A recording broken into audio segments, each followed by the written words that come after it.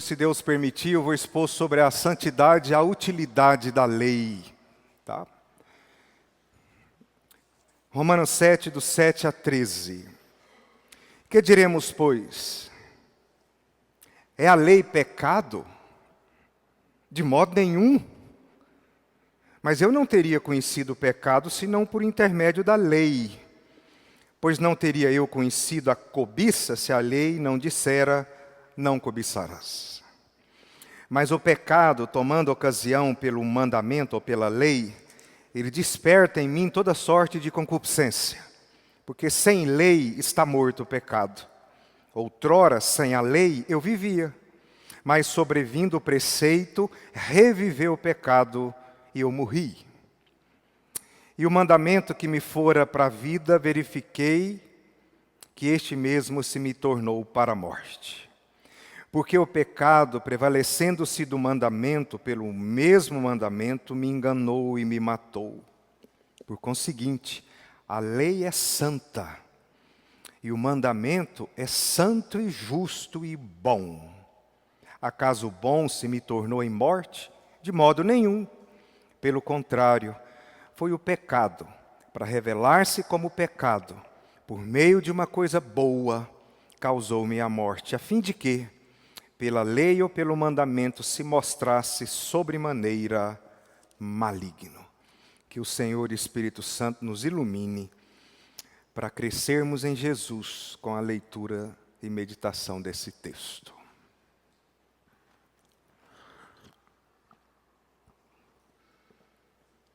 Juarez, coloca o segundo slide para mim, por favor.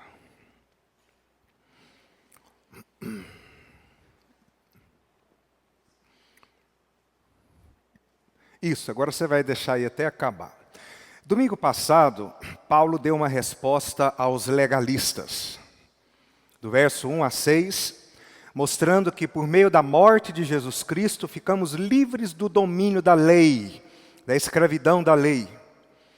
Hoje, Paulo dá uma resposta aos libertinos, nos versículos 7 a 13, ao rebater as críticas injustas daqueles que culpam a lei como responsável pelo pecado. É isso que esse texto vai ensinar.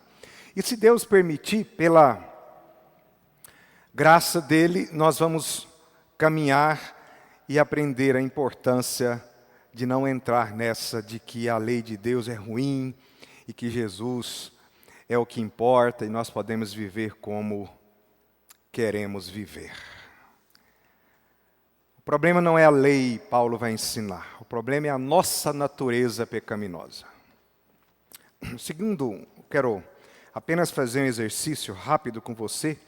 Se você for ao livro do Êxodo, capítulo 20, você não precisa ir, você vai encontrar a lei moral, que rege todos nós.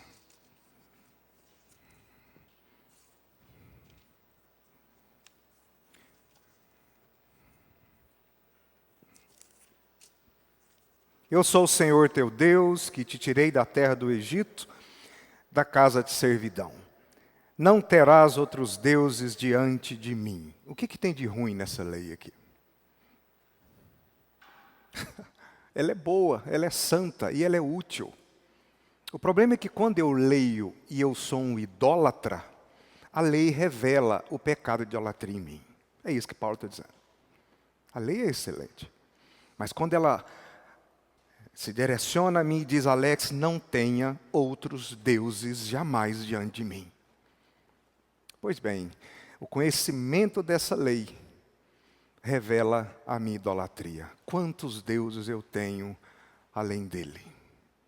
Talvez o ego, o dinheiro, o poder, a posição, não sei qual. Daí, eu precisar de Jesus. Se eu for para o outro, vai dizer, Alex, não farás para ti imagem de escultura, nem semelhante alguma do que há em cima dos céus, nem embaixo da terra, nem nas águas debaixo da terra. Não as adores, não lhes darás culto, porque eu sou o Senhor, o teu Deus. Eu sou Deus zeloso, que visita a iniquidade dos pais, até a 4ª geração nos filhos, mas eu faço misericórdia até 1000 daqueles que me amam e guardam os meus mandamentos. Alex, não tome meu nome em vão. Olha quanto é maravilhosa essa lei. Alex, lembre de um dia, o Shabat, ou o domingo, para nós agora, para você guardá-lo para mim. Olha tanto que a lei é boa.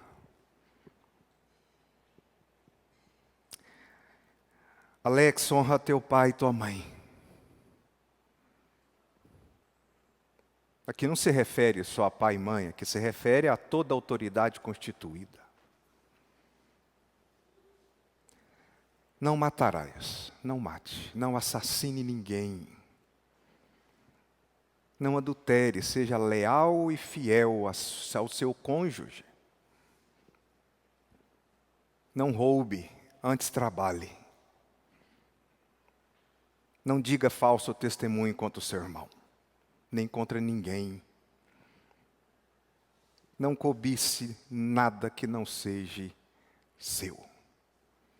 O que tem de ruim na lei? Ela é linda. Se qualquer nação vivesse a partir desse preceito, a gente não precisaria de Estado. Para nada. Era a proposta dele. Que esse povo fosse dirigido por sua lei. Mas por que hoje é necessário de Estado, polícia e tantas outras coisas? Porque nós descumprimos essa lei.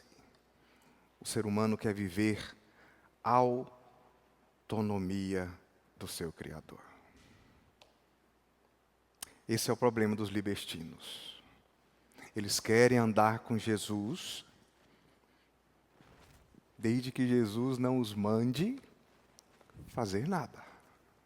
Eu quero um Salvador para eu ir para o céu. Não quero ir para o inferno. Mas eu quero continuar a minha vida autônoma. Não vem me mandar fazer nada, não. E muito menos parar de fazer alguma coisa. Essa é a fé dos libertinos. Eu ia trazer alguns vídeos para mostrar para vocês, mas eu não tive estômago, eu fiquei com vergonha. Mas eu queria mostrar isso na prática.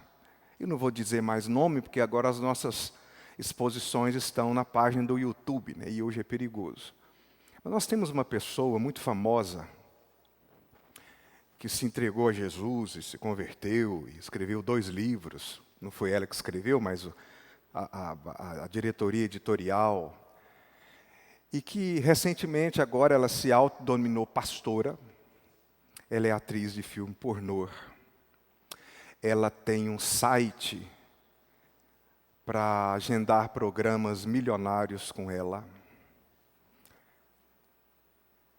Esse detalhe que eu não posso dar, senão vai todo mundo saber quem é. E agora, apesar disso, ela esteve em um programa recentemente falando que ela vai abrir uma igreja para todos aqueles que a religião oprime. Então, na minha igreja, nós vamos adorar Jesus. Palavras dela, eu sou apaixonada por Jesus, eu o amo, Ele é meu Salvador, não há outro Deus. Mas lá na minha igreja, todos poderão viver livremente. Podem ter qualquer opinião sexual, ética. Ou seja, nós vamos adorar a Deus, servir a Cristo, mas de forma autônoma. Esse é o problema do libertino. Eles transformam a graça de Deus em Cristo em ocasião para viver sem a sua lei. O Dr. Augusto intitulou isso de um dos muitos conceitos de uma geração pós-cristã. É uma geração que crê em Deus, mas ele vive ou ela vive como se Deus não existisse. Ou seja, ninguém gere a minha vida. Eu sou o Deus de mim mesmo. O que é isso? Essa é a quebra do primeiro e do segundo mandamento. Não terás outros deuses diante de mim, porque eu, diz ele, sou o Senhor. Se Ele é o Senhor, o que eu e você somos? Escravos. E o que o escravo faz ao seu senhor? O obedece. Ele fala e eu obedeço.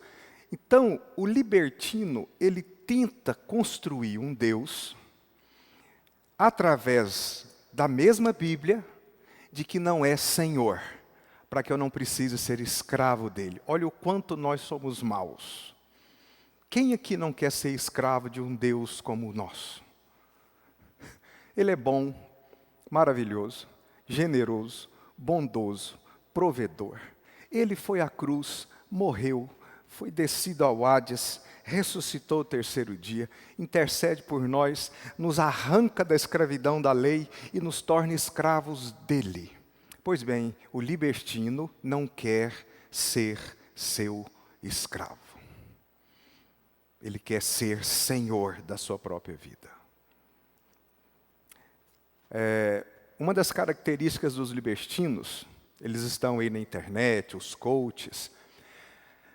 Além dessa que eu citei, por exemplo, tem um outro ator que foi muitos anos ator de filme pornográfico, de uma grande produtora no Brasil, que uma das capas que ficou na porta das bancas quando foi lançado o filme era ele, com a capa do filme, o seu braço abraçando a sua parceira no filme, e aqui no seu braço e antebraço escrito: Jesus é Senhor. E ao ser questionado, ele disse que duas entidades habitavam ele. Eu lembrei da aula do Fausto hoje, o gnosticismo. Uma entidade era o crente que domingo ia à igreja. A outra entidade era o artista, que vivia de segunda a sábado. Outra forma de ser autônomo.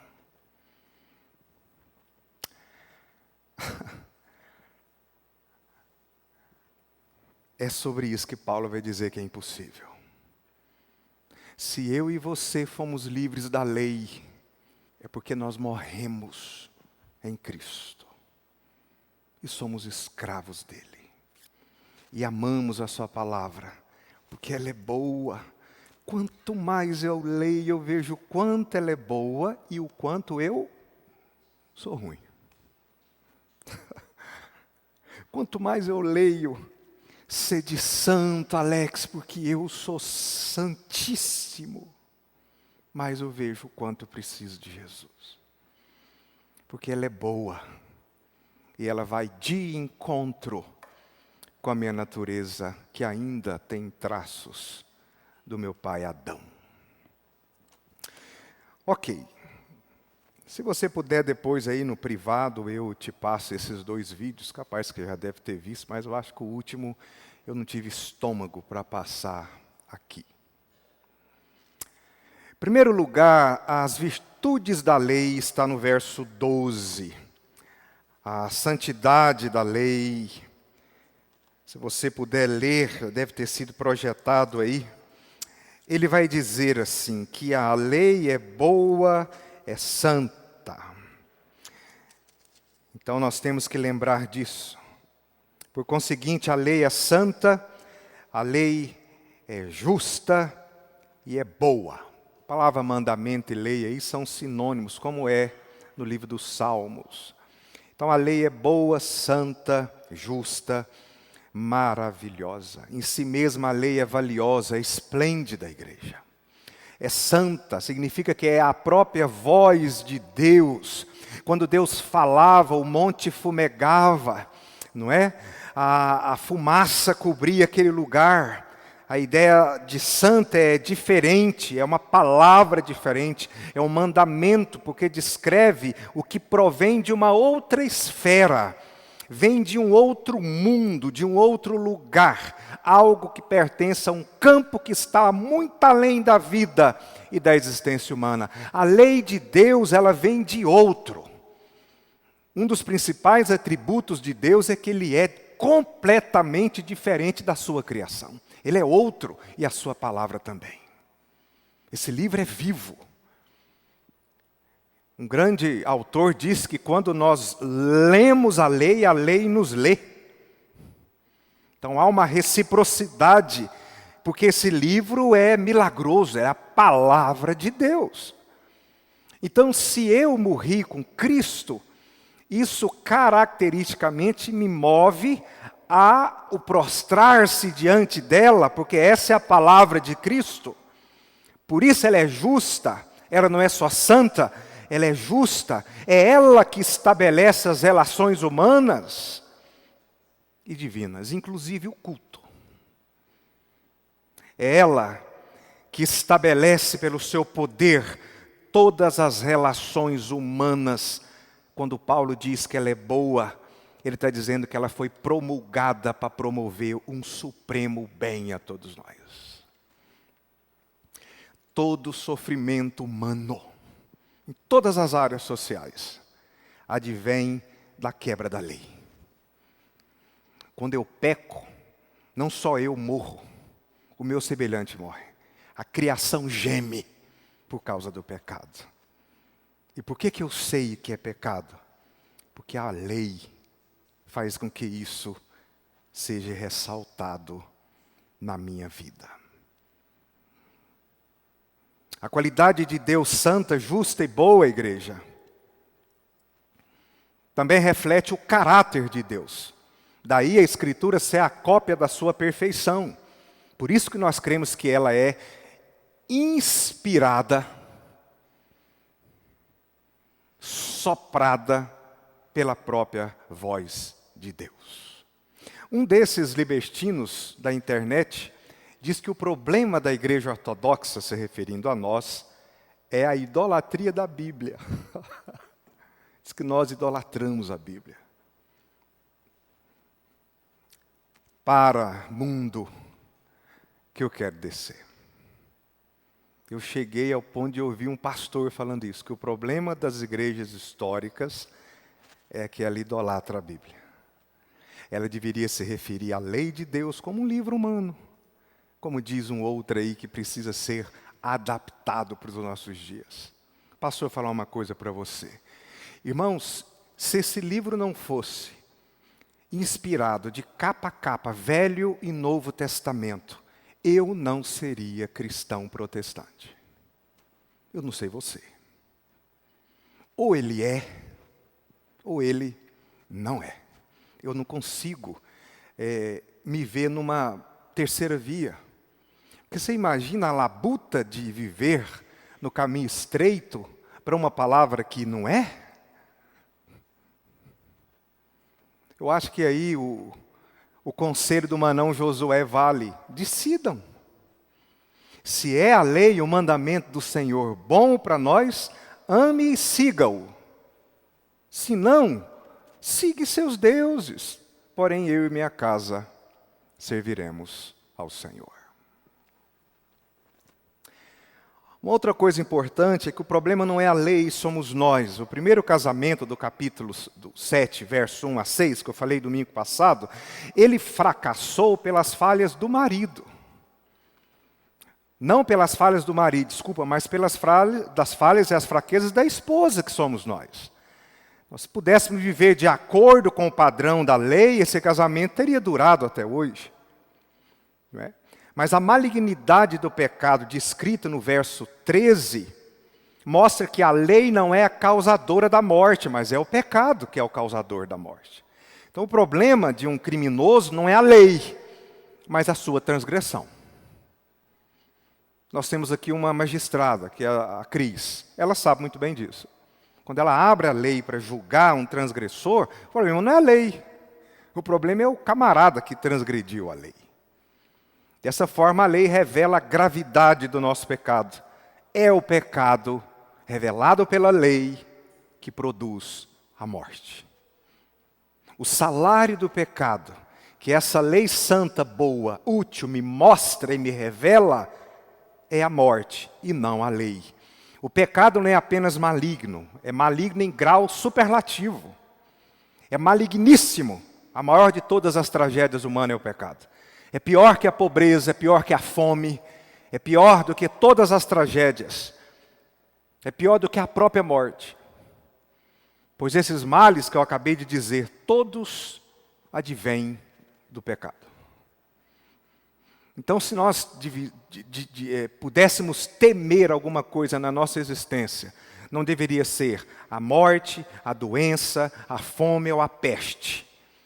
Deveríamos temer o pecado, porque todas essas coisas vêm por causa dele. O pecado, contudo, nos afasta de Deus, agora e por toda a eternidade, e não é a lei, é o pecado. Mas se é assim, qual a utilidade da lei? Se ela é boa e justa, e eu morrendo com Cristo, eu estou livre dela, ela tem utilidade ainda? É isso que os libertinos não conseguem ver, a utilidade da lei. E o texto é claro em dizer. No verso 7 de Romanos 7, vai dizer que o pleno conhecimento do pecado vem pela lei. Se não, lembre de Romanos capítulo 3, verso 20. O pastor lê para você, ele diz assim, visto que ninguém será justificado diante dele por obras da lei, em razão de que pela lei vem o pleno conhecimento do pecado. Aí no verso 7 do capítulo 7, ele vai dizer a mesma coisa. Que diremos, pois? É a lei pecado? De modo nenhum, mas eu não teria conhecido o pecado senão por intermédio da lei, pois não teria eu conhecido a cobiça se a lei não dissera não cobiçarás. De modo que a lei, igreja, é um espelho que revela o meu ser interior. Recentemente eu precisei fazer uma tomografia. Como não tinha nada para fazer lá dentro, eles te dão um fone e te deita num carrinho e te empurra dentro de um túnel. Eu então fechei o olho, porque aquilo fica a 2 dedos do seu aqui, e eu fiquei pensando justamente na função da lei.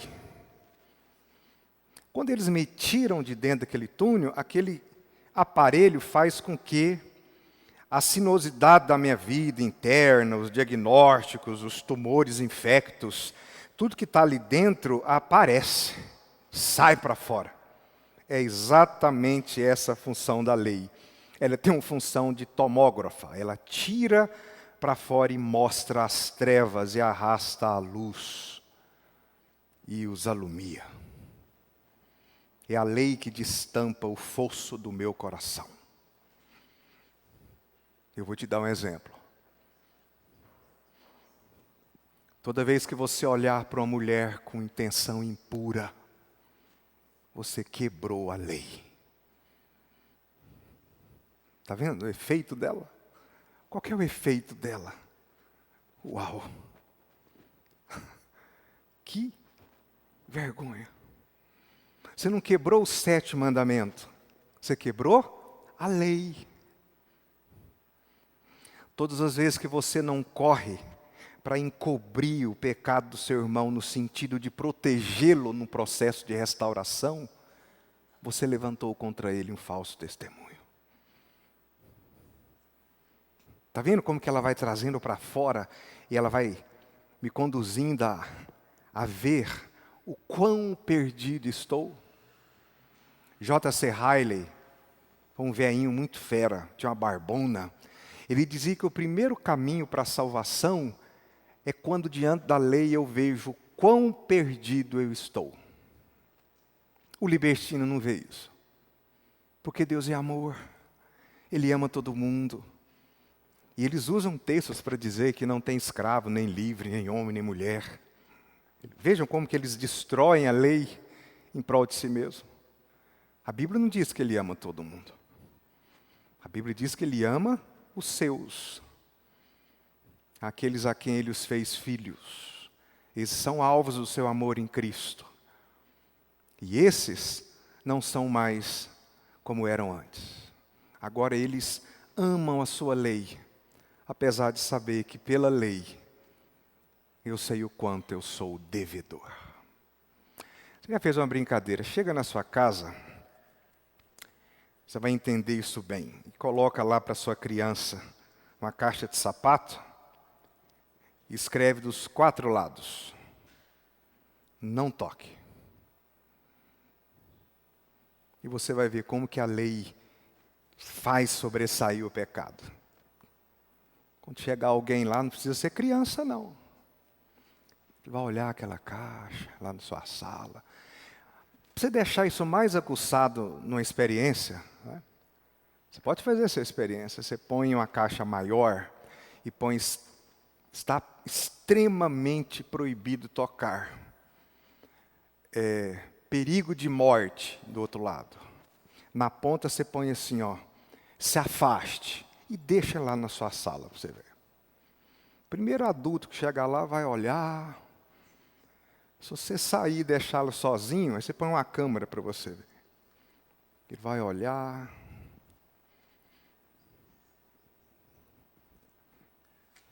Ele vai tocar.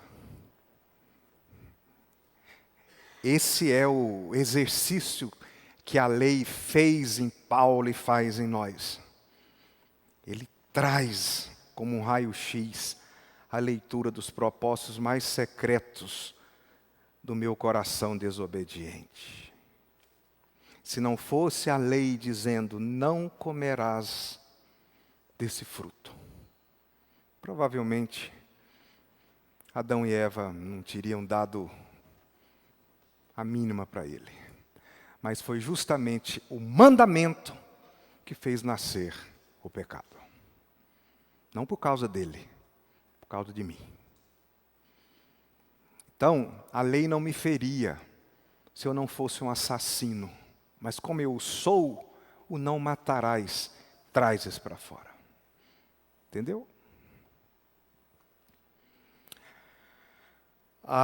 Uma outra coisa importante é que ele diz no verso 8, justamente essa brincadeira da caixa, ele vai dizer assim, mas o pecado tomando ocasião pelo mandamento, despertou em mim toda sorte de concupiscência, porque sem lei está morto o pecado. Ou seja, a lei não só expõe o pecado, mas ele estimula o pecado. O mandamento estimula, desperta, tudo que é proibido desperta em nós um desejo imediato.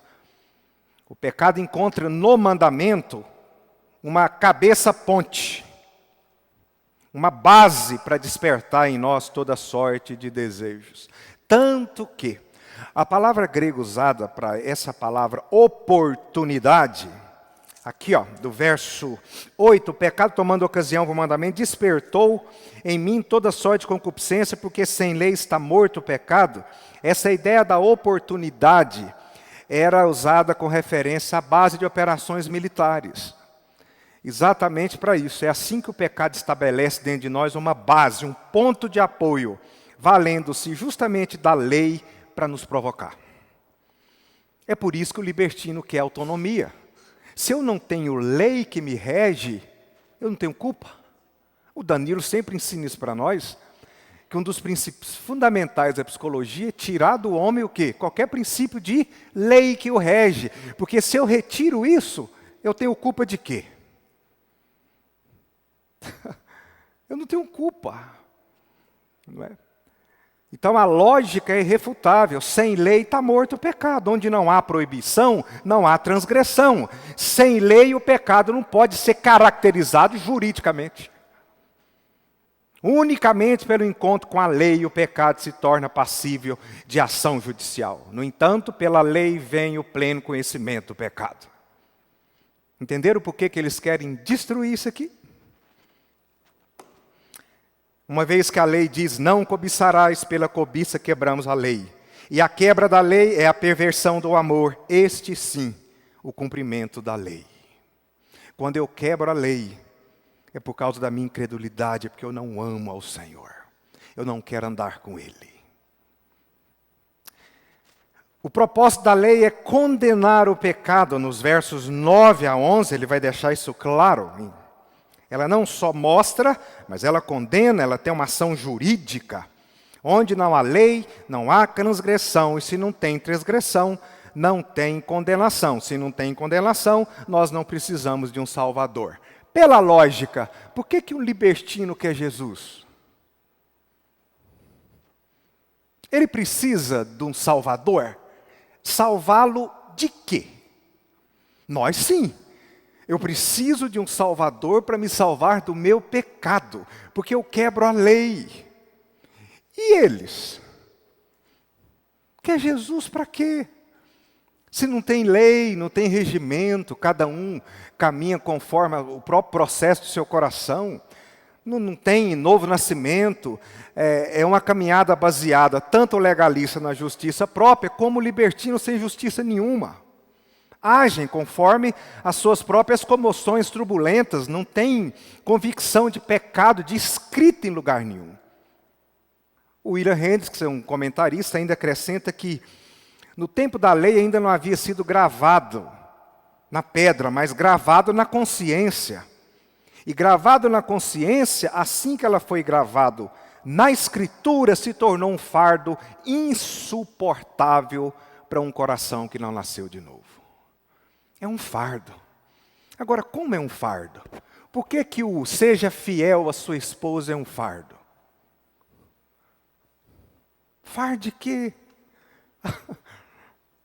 É porque o proibido vai ao encontro de um coração caído. Por que é fardo ouvir e seguir os mandamentos de Cristo? Porque antes de nascer de novo eu sou inimigo dele. Não só da lei, mas do autor da lei. O problema todo do libertino não é com a lei, é com Cristo.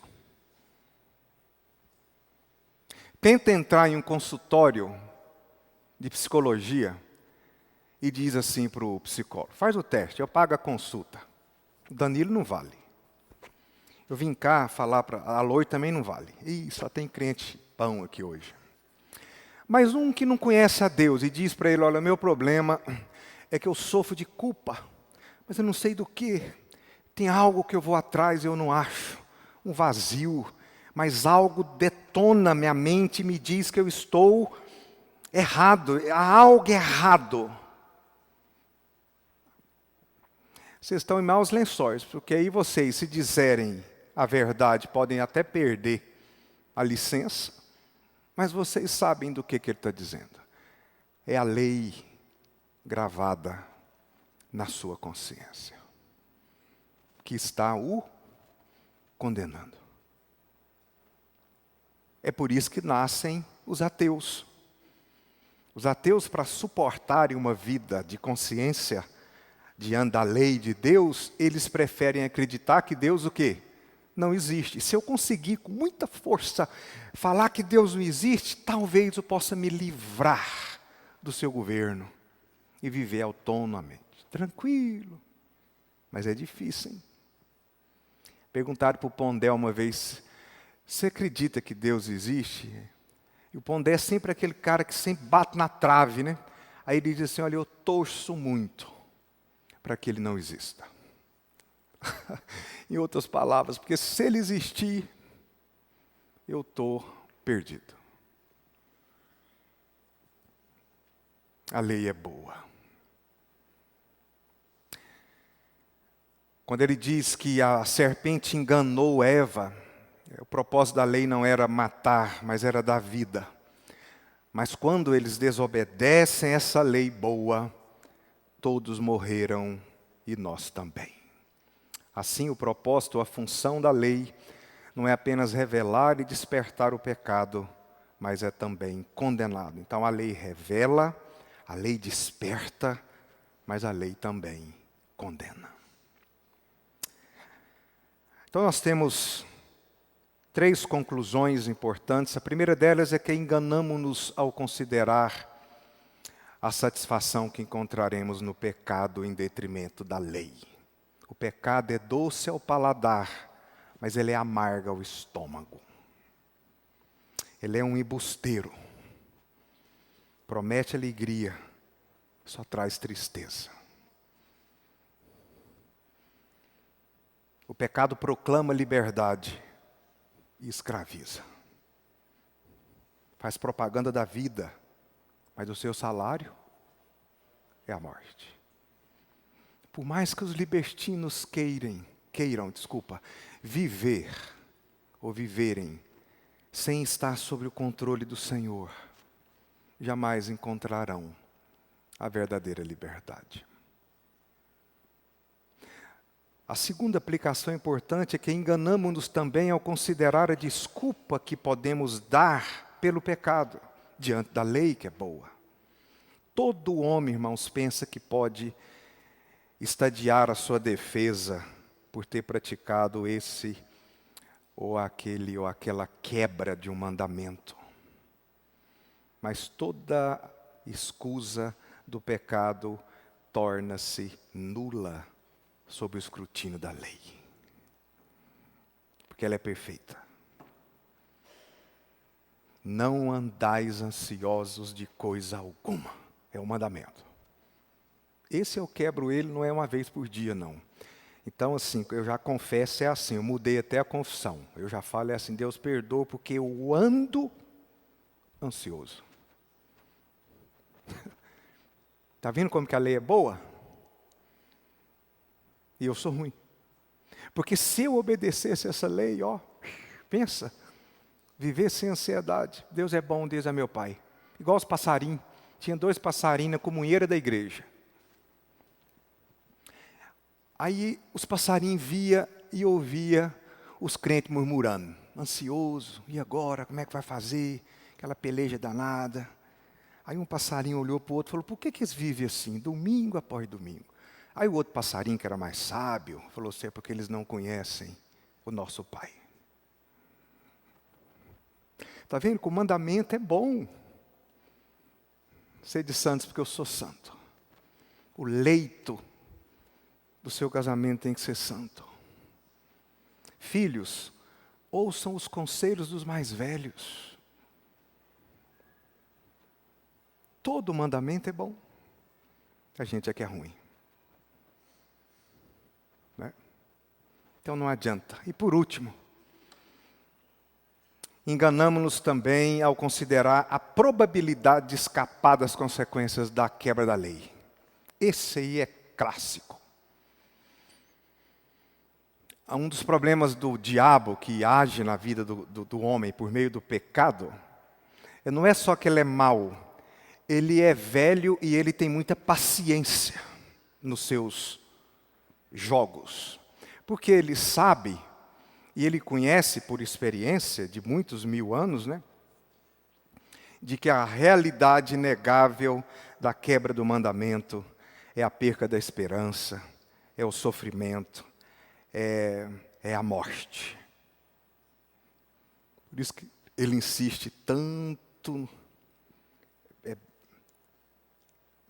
arquitetando algo para terminar na quebra da lei de Deus.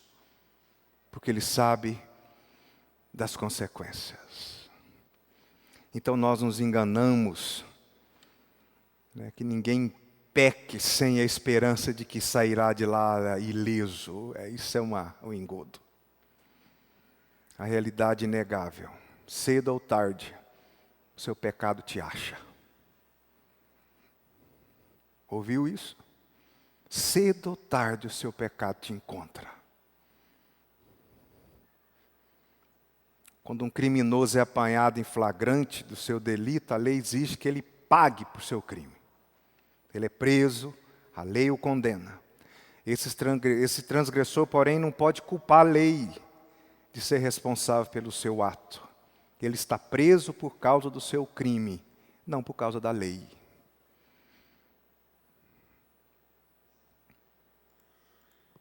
A lei está livre de qualquer culpa. O vilão da história é o pecado. João Calvino, quero citá-lo por último, ressalta que o pecado reside em nós e não na lei, uma vez que a perversa concupiscência da nossa carne é a sua causa e não o mandamento. É certo que a lei expõe, provoca e condena o pecado, mas ela não é responsável por nossos pecados, nem por nossa morte. Assim, a lei não pode salvar-nos, porque não podemos cumpri-la. Vocês entenderam? Agora vocês entenderam? Por que a lei não pode nos salvar? É porque nós não podemos cumpri-la. Mas é por causa dela ou por causa de mim? É por causa de mim. Ela é digna de ser cumprida e amada, mas eu não consigo. E não podemos cumpri-la por causa do pecado que habita em nós. Então nós temos que fazer o quê? Gritar por está vendo?